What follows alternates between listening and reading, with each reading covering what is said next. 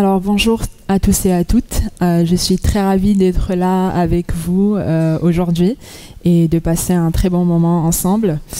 Donc à l'occasion de cet événement, j'aimerais commencer par vous poser une petite question. Quelles sont les compétences qui vous sont propres et que les machines ne peuvent pas remplacer? Donc là on est dans la tech pour toutes. Quelles sont les compétences qui vous sont propres et que les machines ne peuvent pas remplacer? Là, l'intuition, oui. L'empathie, oui. La créativité. Quoi d'autre? La passion. Ok. Ça va, je peux l'accepter. Oui, ça rentre en jeu, oui. Quoi d'autre? Comment? L'éthique. L'éthique? Ok. Quoi d'autre? L'audace, super.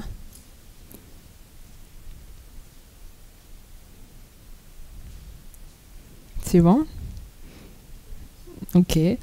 Donc, alors, faut savoir que face à l'automatisation et à l'intelligence artificielle, aujourd'hui, les compétences qu'on appelle les compétences techniques deviendront obsolètes.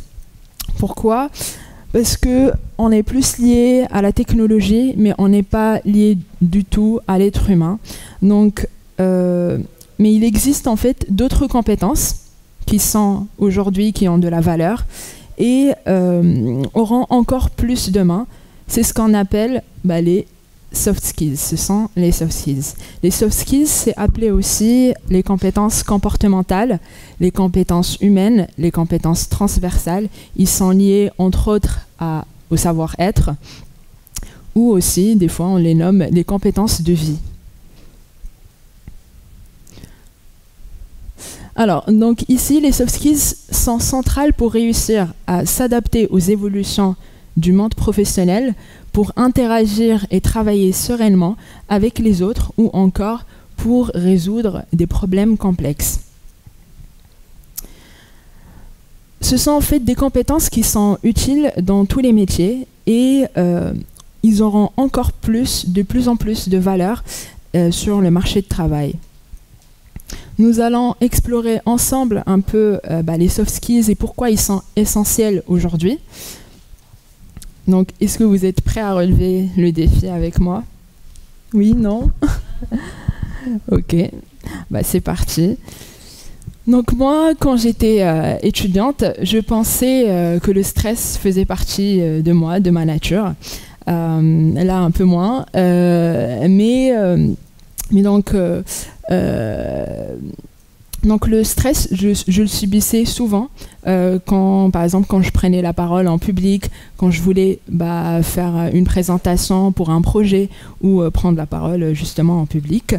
Et petit à petit, à travers le temps, je me suis rendu compte, en travaillant sur moi-même, je me suis rendu compte qu'on peut entretenir, on peut développer sa gestion de stress et ne pas à subir cette émotion. Donc il y avait cette possibilité-là justement de développer cette compétence-là. Et bien, juste après, donc, je me suis rendu compte qu'il y a d'autres facettes à développer dans ma personnalité, comme la capacité de concentration, la capacité d'organisation, travailler avec les autres, comprendre les autres, la négociation. Toutes ces compétences-là, j'ai trouvé qu'on pouvait les développer et qu'on pouvait apprendre à les développer. Donc, à travers le temps et à travers des discussions, des échanges avec des jeunes, avec des parents, des collègues, on s'est rendu compte, justement avec Karima, mon associée, elle est présente d'ailleurs avec nous, on a choisi d'enseigner les compétences aux jeunes, justement pour faire face à tous ces enjeux, que ce soit technologiques, environnementaux, sociétals, et on va découvrir ensemble tout ça.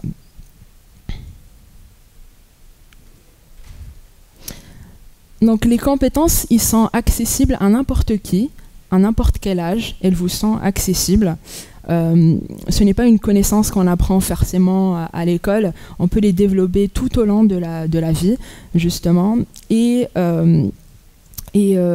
donc, en fait, pour l'illustrer plus facilement, pour le comprendre, en fait, les soft skills, c'est comme des muscles. Tout le monde les a. Il y en a qui vont se rendre compte qu'ils les ont, mais ils ne l'ont pas développé de la même manière. C'est comme des muscles.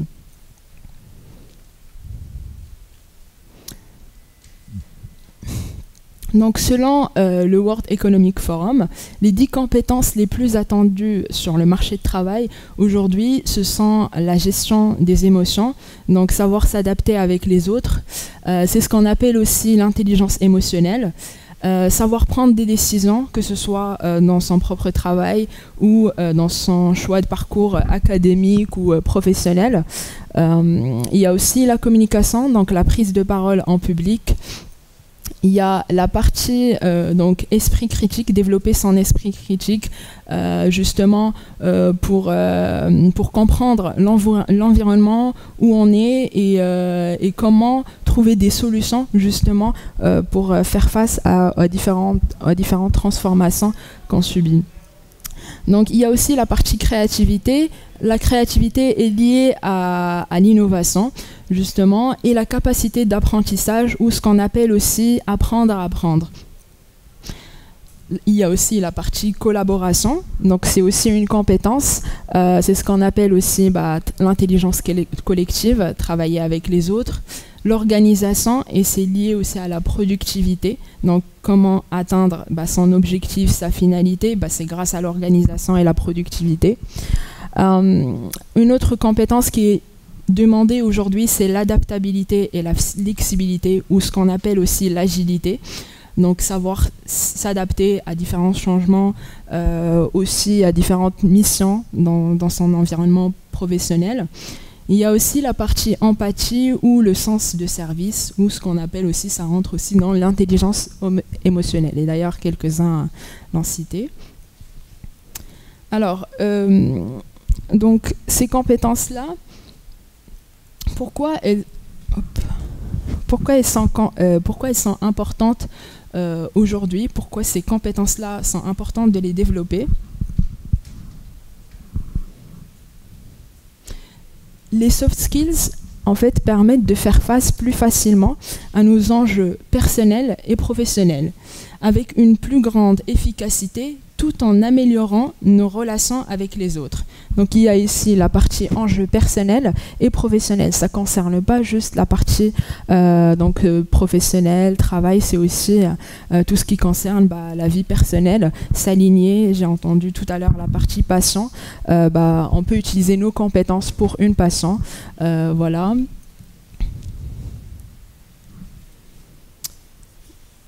Alors ces compétences-là, ils nous rendent en fait plus autonomes, plus libres.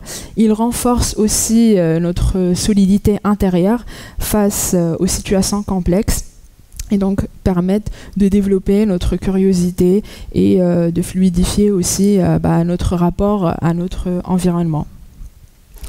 Donc on va découvrir un peu les évolutions du monde du travail, parce que les soft skills, c'est lié particulièrement à ce monde-là. Est-ce que vous savez qu'aujourd'hui, 13 millions de Français ne sont pas à l'aise avec le digital? Vous êtes au courant de ces chiffres-là? Ah, super, on est bien alliés sur le même chiffre. Eh bien, en fait, les pratiques numériques évoluent de plus en plus vite, et donc on peut facilement s'y perdre. Mais ce n'est pas tout, parce qu'il y a aussi le monde professionnel qui est aussi impacté et donc confronté à plusieurs phénomènes qu'on va découvrir ensemble. Donc le premier phénomène et le premier défi, c'est l'automatisation des tâches. Est-ce que vous savez l'automatisation des tâches? Vous avez déjà entendu parler d'automatisation? Donc, selon le World Economic Forum, ils ont fait une étude justement sur la répartition du travail entre humains et machines en 2018. Et donc, ils se sont rendus compte que 29% des tâches que les humains faisaient ont été remplacées par des machines et des robots.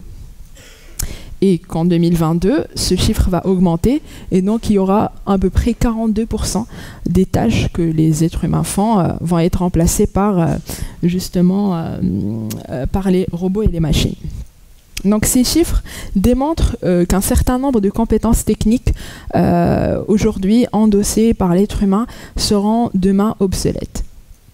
Et donc, est-ce que cela veut dire qu'à moyen ou à long terme, notre travail va disparaître et va être remplacé par les machines? Non, heureusement, mais une partie très certainement. Donc tout ce qui est tâches répétitives, il s'agit particulièrement de tâches répétitives qui ne nécessitent pas vraiment de la créativité de notre part. Aussi, il y a aussi cette particularité que ces tâches répétitives vont être automatisées. Et donc, c'est souvent les tâches un peu pénibles qu'on trouve dans tous les métiers. Voilà. Mais après, l'automatisation des tâches, c'est aussi une opportunité, une belle opportunité pour nous de nous recentrer en tant qu'être humain, voilà, de nous recentrer sur notre valeur ajoutée en tant qu'être humain, savoir réfléchir, faire appel à notre esprit critique, stimuler notre intelligence collective, résoudre des problèmes complexes, nous adapter aux émotions des autres. Tout ça, les machines ne peuvent pas le faire, heureusement. Donc, en fait, toutes ces compétences-là ont déjà la valeur aujourd'hui et ils en auront encore plus demain. Alors, le deuxième défi, il s'agit de l'accélération du temps. Vous l'avez peut-être remarqué, les outils, les technologies, les pratiques évoluent de plus en plus vite et ce rythme, en fait, continue de s'accélérer. Cette accélération, c'est aussi lié à nos modes de consommation, à nos manières aussi d'évoluer professionnellement. Aujourd'hui, notre génération, elle est amenée à changer plusieurs fois de métier, mais aussi d'entreprise. Voilà. Et donc, l'ultra-réactivité et l'adaptation rapide au changement sont devenus en fait la norme. Et donc, faire face à cette accélération du temps nécessite de savoir apprendre rapidement et efficacement, mais aussi de savoir faire preuve de souplesse. Et voilà, agilité. Alors, le troisième défi, c'est on est dans un monde d'incertitude et d'inconnu. Alors, selon une étude faite par Dell et l'Institut pour le futur en 2018, donc 85, je pense que ce chiffre vous le connaissez, 85% des métiers de 2030 ne sont pas encore connus, ne sont pas encore créés. Et donc, que ces prévisions soient exactes ou non, elles nous invitent en tout cas à réinventer notre rapport à l'avenir et aussi au travail. Et donc, aujourd'hui, les parcours professionnels sont de moins en moins linéaires. Les missions et tout ce qui est expérience professionnelle, ils sont de plus en plus diversifiés. Et donc, par exemple, si vous évoluez dans une start-up, par exemple, vous allez porter certainement plusieurs casquettes. Vous allez avoir une responsabilité justement diverse sur plusieurs missions. Et donc là, vous devriez faire preuve d'agilité pour changer rapidement de mission s'il le demande ou savoir travailler en autonomie. Par contre, si on est amené à travailler dans un grand groupe, là, vous allez participer activement justement à la mise à jour de méthodes, de processus qui sont utilisés depuis des décennies. Donc, c'est deux manières de fonctionner différemment. Alors, le quatrième défi, c'est la complexité des problèmes à résoudre. Notre société aujourd'hui est confrontée à plusieurs enjeux majeurs qui viennent aussi impacter l'activité des entreprises.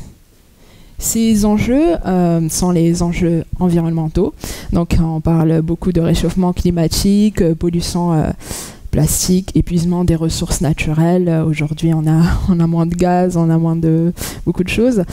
Disparition de la biodiversité. Et donc ces phénomènes s'accélèrent depuis une trentaine d'années et leurs conséquences sur la vie humaine sont extrêmement préoccupantes. Donc, il vient aussi questionner notre modèle économique, pourquoi et comment les entreprises produisent.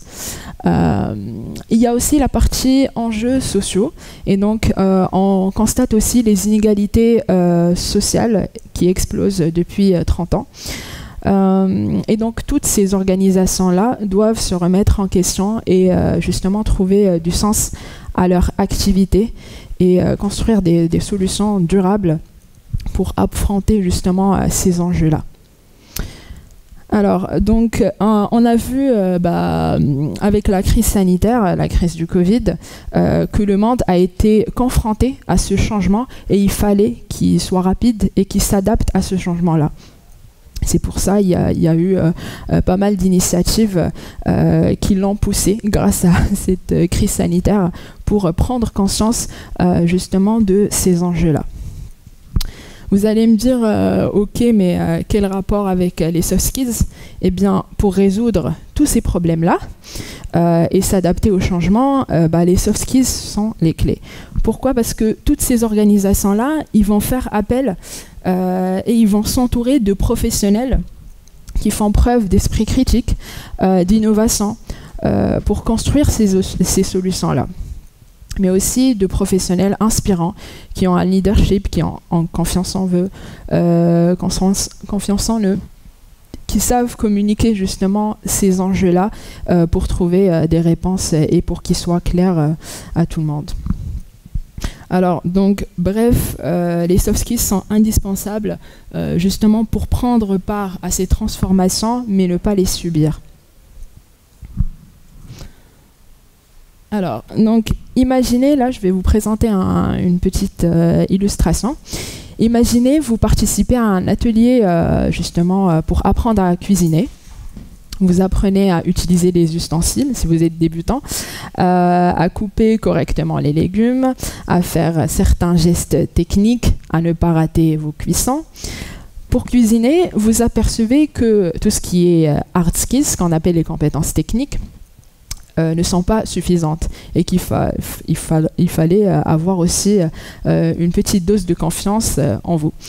Et donc, imaginez maintenant, si vous êtes un ou une chef, vous allez avoir besoin justement de la créativité pour développer vos propres recettes. Donc ça, c'est rien à voir avec la compétence technique. Vous aurez également besoin justement de concentration pour ne pas vous couper ou vous brûler. Vous aurez besoin aussi d'une bonne gestion de temps pour ne pas rater vos cuissons, une bonne gestion d'équipe si vous travaillez avec des chefs cuisiniers.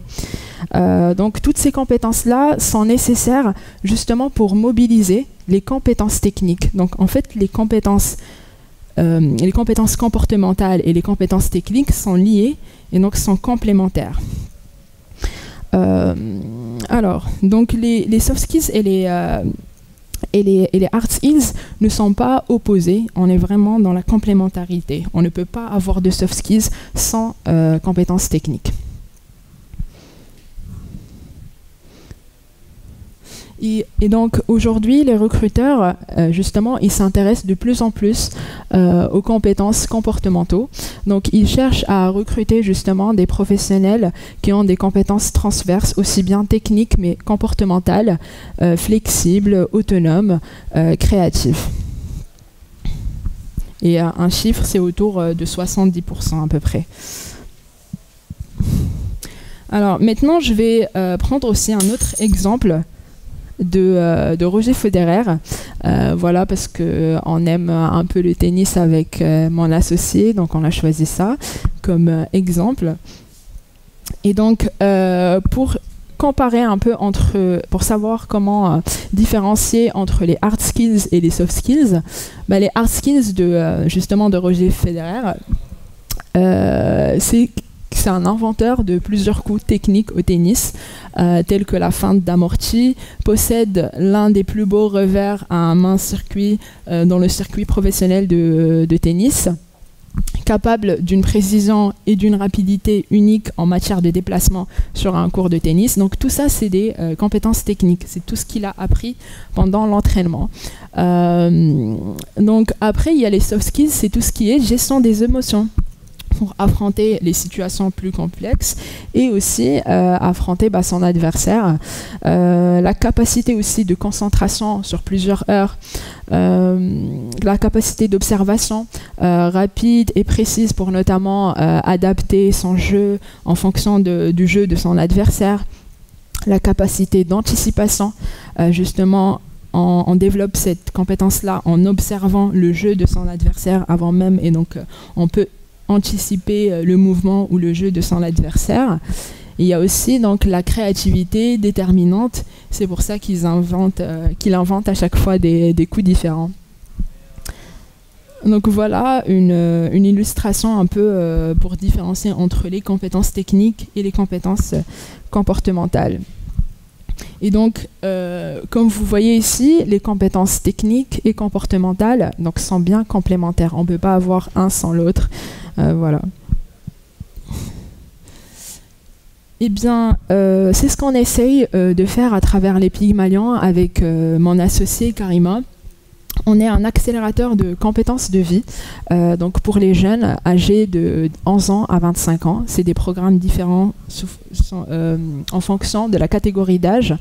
Et donc, concrètement, on propose des programmes d'accompagnement justement liés sur des thématiques diverses et variées à travers des ateliers ludiques en présentiel et donc sur des thématiques diverses et variées liées à la connaissance de soi, savoir ce qu'on aime, ce qu'on veut faire avant même de savoir quel métier on veut faire. Et donc après, il y a une partie de développement de soft skills, toutes les soft skills qui sont un peu demandées sur le marché et qu'un être humain doit avoir justement pour arriver à son but professionnel ou personnel. Il y a aussi une partie découverte de métiers, ceux qui sont connus ou ceux qui ne sont pas du tout connus justement liés à la tech.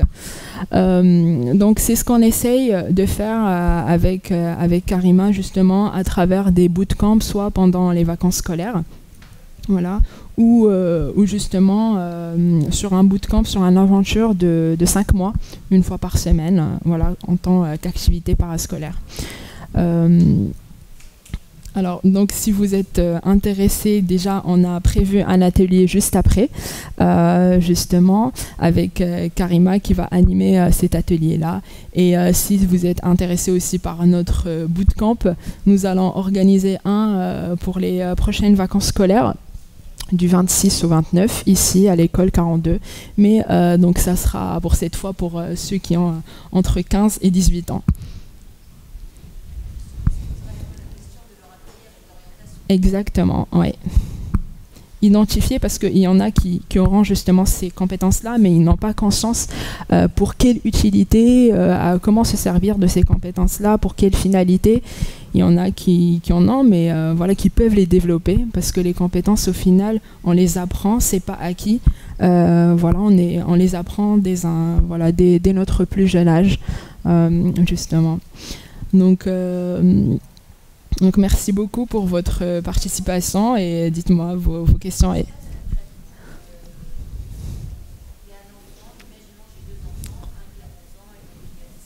Oui.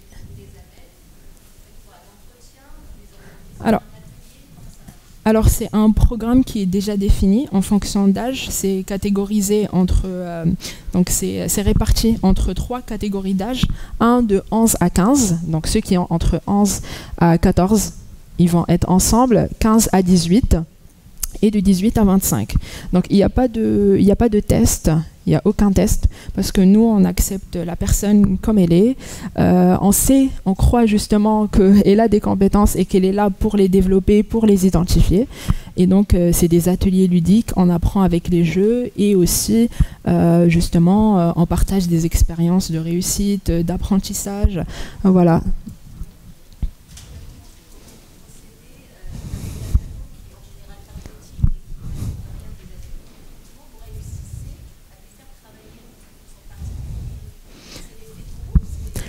Il y a déjà tous nos ateliers sont en collectif, donc voilà, ils sont en présentiel, et donc il y a on fait des icebreakers pour justement les inciter. Des icebreakers, donc on les appelle à participer, à se connaître ensemble, justement pour enlever cette barrière justement qu'on se crée nous-mêmes. Et c'est grâce à ça, et vous pouvez le voir avec l'atelier qu'on va faire aujourd'hui. On a des personnes qui ne se connaissent pas, qui viennent de milieux différents. Et donc, cette mixité d'âge aussi permet aussi d'apprendre des uns des autres, de se connaître, de partager, voilà, de déployer cette intelligence collective, justement. Oui. À l'école 42, oui.